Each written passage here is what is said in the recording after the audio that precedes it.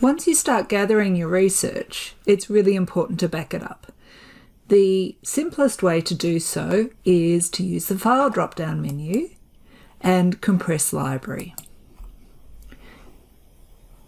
When you choose to compress your library, you're given a number of choices. So if your library becomes too large to compress with your attachments, you can choose to back it up without the file attachments.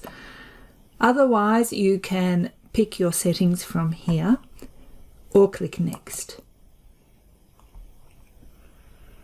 Now, this will create what's called a compressed library, and your compressed library can be saved anywhere because it's a backup. So if you wish to save it to OneDrive or Dropbox, which are fantastic systems in their own right, it is fine to do so as long as you know that this is where you're storing your backups. You cannot run a live library from those systems without risking corrupting your library.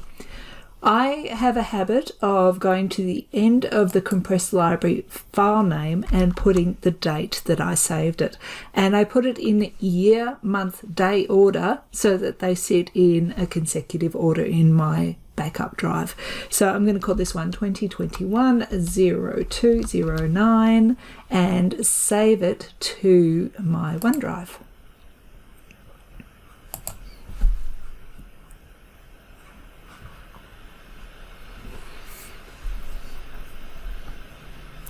Once that's complete, I know that this library is backed up currently with all of its attachments and so forth.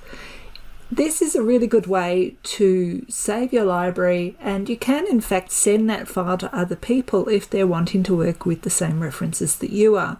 But if you're planning to work with other people, I would in fact encourage you to use syncing instead. Now, what syncing does is it helps you to set up an EndNote online account to which you are entitled because you have a subscribed version of EndNote. And once you've set up that account, it will automatically upload your library content, and it will check every 15 minutes and upload any changes, and also will back up every time you open your EndNote library and close your EndNote library. If you want to share your library with other researchers and have them able to make comments and contribute to that library, then syncing and sharing it with other people, and the share option is just here, will allow you to do that the most easily. Now, syncing we don't tend to cover in the class. It needs to be set up just on a single basis, and please keep in mind that you can only sync one library.